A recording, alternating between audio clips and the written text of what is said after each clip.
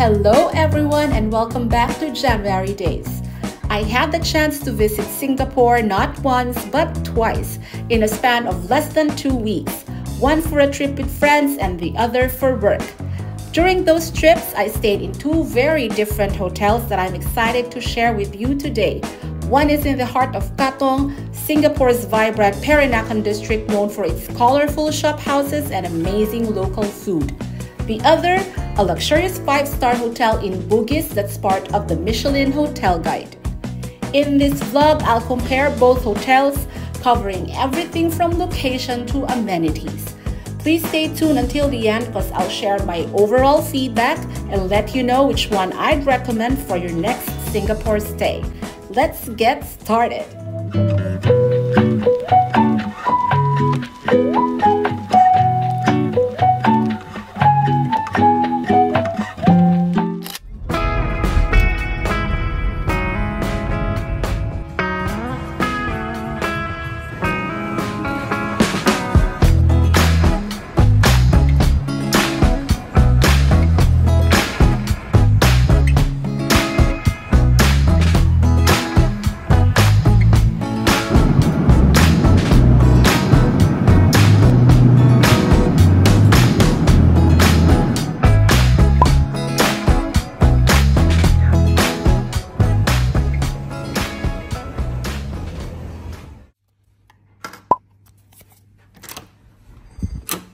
Hi guys, I'm in Singapore and I'll be spending the weekend with my university besties.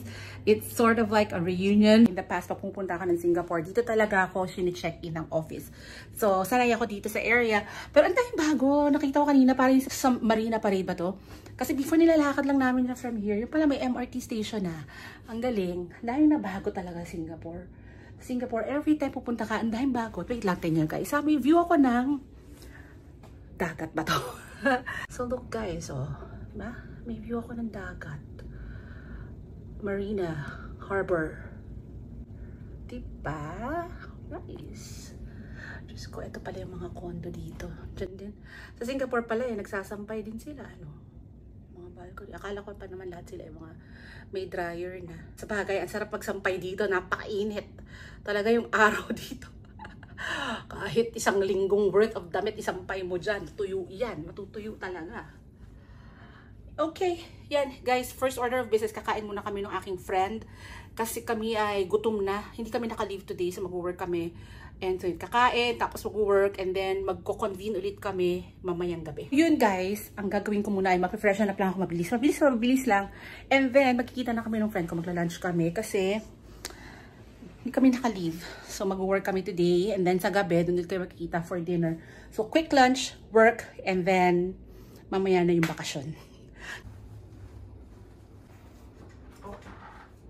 So, guys, yan. Ibibida ko lang tong ating small size na cabin size na luggage. This is from a local brand called Fly On Generation. And the reason why I got it, it's because it's very lightweight and top yung niya, nabubuksan. And magpupunta kasi kami sa Japan. And diba yung mga room sa Japan maliit. Etong room na to maliit din, diba? So imagine nyo kung bubukad ka rin ko dyan yung luggage. Diba? Ang laki-laki na ng space. So pinagkasya ko yung gamit ko dyan. Tapos top opening pa siya. So, ang ganda. Tapos, guys, ang gaan. 2.6 kilos lang siya nang walang laman. So, nilagay ko na lahat ng gamit ko. So, ang laman yan, guys. 6.8 lang in total.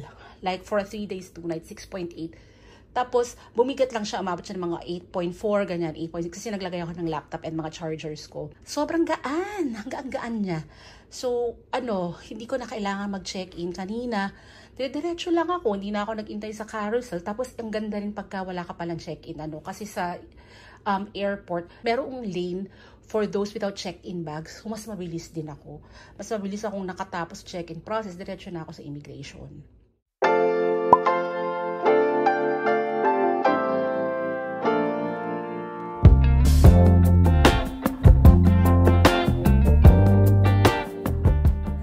Bababa na ako ngayon to meet my friends sa level 7 to yung reception. Wala kami nagawa kanina pagdating ko sa Singapore kasi nag-work pa ako. So ngayon ako natapos. It's currently magsi-7 na. So, yan. Batay to meet my friend. Ikot kami and then we'll have dinner. Ang ganda. May parang may face.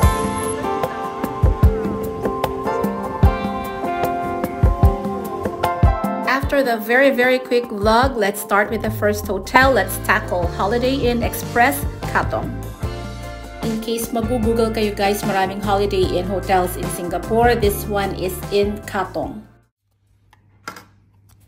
Let's go inside guys and let's start the room tour. For context guys, the room that I got is a standard room and it includes breakfast and a 1 queen size bed. At ito naman guys ang list of facilities or amenities as per description at the booking platform website. For full transparency guys, I stay there from September 27 to 29 and I paid a total of 19,000 for the room. As you can see guys, pagpasok may view na agad tayo ng kama and you can already see how small this room is. So yung first thing na nasa kanan pagpasok nyo sa door is the walk-in closet. So meron dyang plancha, may lagayan ng luggage. It's really very tiny. Kaharap na niyan agad yung toilet and bath. To save space, isa lang yung pintuan dyan sa toilet and bath. It serves as a closure for the toilet and bath itself at pati na rin doon sa shower area. Nothing fancy dito sa toilet and bath but sakto naman siya sa description dun sa booking platform. So may mga kasama na ditong amenities like toiletries and whatever you need. Di nyo na kailangan magdala ng mga shampoo, etc. Moving on, there is a ledge na dual purpose. It serves as a work desk and also a pantry area. May free mooncake and water and coffee. So andyan na rin sa side na yan ang TV. And then now let's go to the bed. This is a queen size bed, kasha ang 2 persons, and there's also a built-in couch sa side. We have a view of the Marina Harbor and some condos. Nakita nyo na yan kanina, so hindi ko na ipapakita ulit. So that's the room. I really like the bed. It's comfortable, masarap ang tulog ko dyan, and it's also a very compact space, no? Lahat ng kailangan mo andyan, tapos palinis. Napakabilis din ng check-in and check-out process. Kasama na rin dyan ang breakfast buffet and it's open every day from 6 AM to 10 AM. Isa pa sa nagustuhan ko is this Starbucks vending machine. Like if you need Starbucks coffee, punta ka lang dito. They have hot and cold drinks and you can pay using your credit card like GCash. Meron din sila ditong alfresco area. Actually guys, di ba mainit sa Singapore? But dito sa area na to, malamig and mahangin. They also have a gym and laundry area. Not a lot of tourists know about Katong but this is one of my favorite places in Singapore kasi ang ganda-ganda dito, lalo na yung mga colorful shop houses. Katong is known for its Peranakan culture but most importantly, eto talaga yung food district for me. It is home to many Michelin-starred restaurants. Take for example, this Birds of Paradise Gelateria. This is the only ice cream parlor in Singapore that's been featured in the Michelin Guide. Marami ng branches ang Birds of Paradise. Sa airport meron na din, but the original is in Katong. Okay. Next stop, walking distance pa rin sa Holiday Inn. The man over there. Yeah. Oh.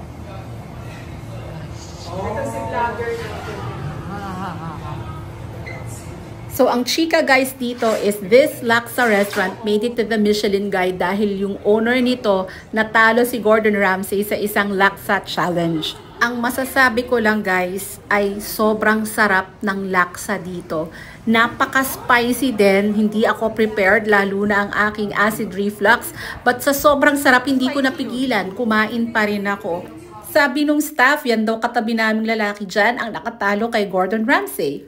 Pwede nyo na rin iuwi dito sa Pilipinas ang laksa dahil meron na rin silang cup noodles. Hanapin nyo yan when you go to Singapore. I didn't vlog with my friends but we mostly did food trip in Katong. We went to Crystal Jade and I personally enjoyed the fried version of the Peking duck. Nag-try din kami ng isang local cafe called Humble Origins Coffee Roasters and I got this latte called the Dirty Tiger. Hindi kami nakakuha ng table sa Awfully Chocolate because jam-packed. But guys, punta kayo dito. They have the best red velvet and choco chip cookies. Walking distance pa rin sa Holiday Inn, this 5-star chicken rice, highly recommended ng taxi drivers and grab drivers. And oh my God, walang halong biro guys, napakasarap, nasimot namin ang pagkain. Recap before tayo mag-move to the next hotel guys, this is a screenshot of the location of Holiday Inn Express Katong. Lahat ng red pin dyan, yan ang mga restaurants sa pinuntahan namin. Screenshot nyo na lang.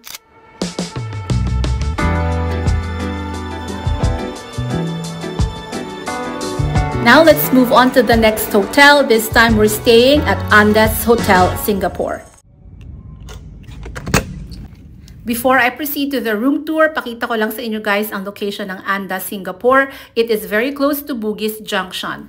And for the sake of transparency, sabihin ko lang guys, hindi ako ang nag-book ng room na ito. It's the company that paid for it. But I just want to share that I got the most basic room and the company paid $320 per night plus service tax and GST.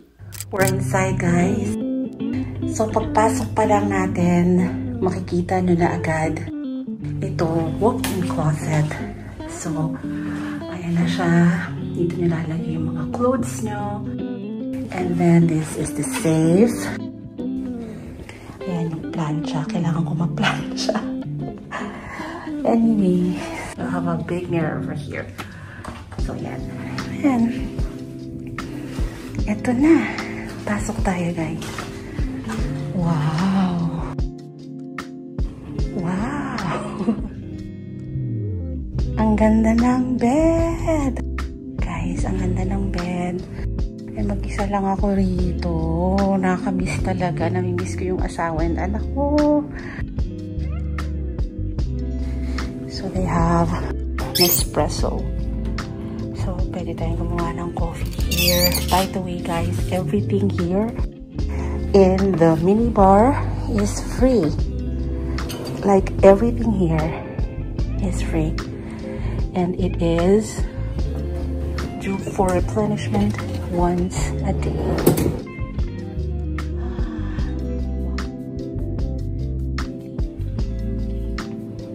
That's it. And then, buksan natin kung anong meron dito. Wala naman. I like the handle, guys. Leather. And this is a living area. Ang ganda. Kung makaka-work talaga ako here. Makaka-work ako dito. Pasukin natin yung toilet.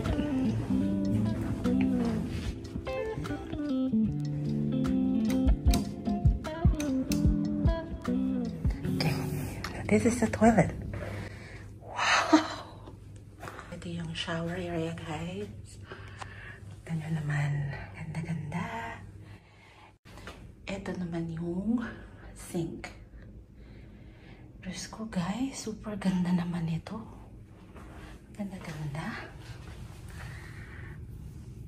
Yan ang kanilang toiletries. Hindi ko ma-pronounce guys. Christophe Ludamil. So wala yung shower. Diyos ko guys, paano naman tayo mapupupot nito? Diba? Kitang-kita tayo dyan. Paano tayo mapupupo dito? Paano nabababa itong blinds? Baba natin yung blinds. Oh! Yan pala yan. Oh, look at that! Wow, guys! Ang ganda naman yan. Teka, nasan yung ano? Paano ko bababa itong blinds na to? Diba? Paano ko tatay dito? Guys, ito siya. Press and hold lang. Ito yung nasa loob. Hindi ko mapapakita guys ha. Kasi ito yung sa loob eh. From kanina, diba andon? Ngayon, bumababa na siya. Teka, sagad na natin. Guys, ito naman ibaba natin. The bar. So, yan siya.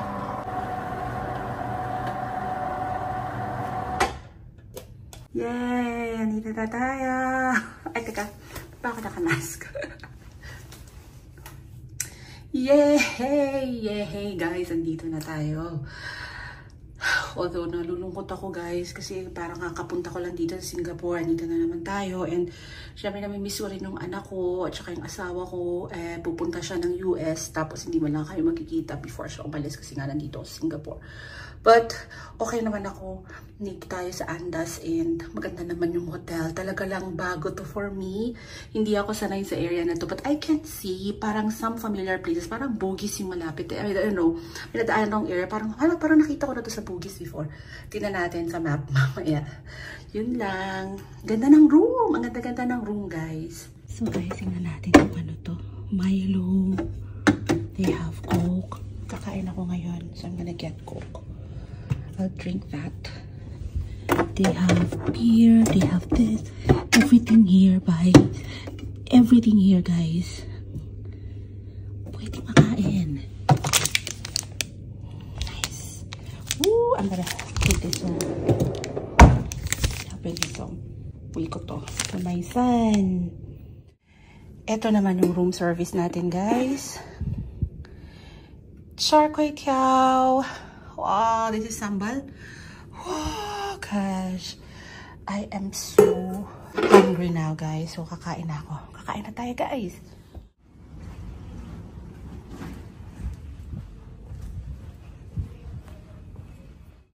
Hi, everyone. I'm back in the room. Unfortunately, trabaho ito, hindi ito bakasyon, kaya hindi ako maka-vlog. I just wanna say thank you guys for continuing to support my vlog. Andyan pa rin kayo kahit medyo panaka-naka na yung upload ko ng videos.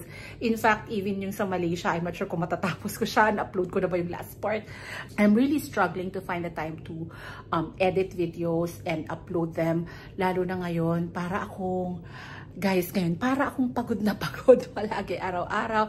After work, wala na akong energy. Before kasi I do my editing after work at saka sa weekend. So yun nga, guys, no, medyo hirap ako ngayong maghanap ng oras to edit and upload my videos dahil sobrang busy ko sa work. Tinatry ko naman na isingit pero ngayon talaga ay parang wala na akong lakas, wala akong energy after one whole day at work.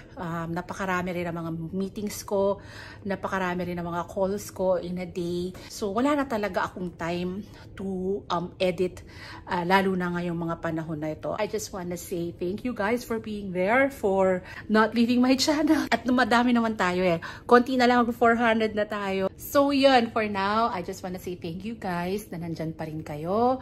Huwag kayong bibitaw. More uploads coming up soon. Naghahanap lang tayo ng right time at sana naman mag-stabilize na yung trabaho, makahabol ako sa vlogs, at abangan nyo, I'm going to Boracay and Japan. So meron tayong mga bagong ma-feature dito sa ating channel. Meantime, papahinga muna ako kasi kailangan kong bumaba mamaya ng 7:30. May dinner kami and yeah, try ko kung makapag-vlog pero malamang hindi. But let's see. Okay, so yun lang muna guys. See you guys later. So yun nga guys, tuluyan na tayong hindi nakagala sa Singapore. Talagang natulog lang tayo sa Singapore at nag-meeting for 3 days. Ayan, on my 3rd day right after office, balik na tayo ng Pilipinas. Nandito na tayo sa airport in Singapore and naghihintay na lang tayo ng flight. I will do a side-by-side comparison ng Holiday Inn Express Katong at ng Andaz Singapore so that you have an idea kung saan ba talaga mas maganda. By the way guys, nandito tayo ngayon sa Terminal 1 dahil dito yung departure ng Singapore Airlines and pinakamalapit sa Jewel Changi ang Terminal 1. Papunta tayo ngayon sa Jewel Rain Vortex or the world's tallest indoor waterfall. Nga pala, nagkakatalo-talo kung ano yung tamang pronunciation ng airport dito sa Singapore. Is it Changi or Changi? The correct answer is neither. It's pronounced as Changi. Okay, so eto na guys, let's compare Holiday Inn Express Katong and Andaz Hotel Singapore.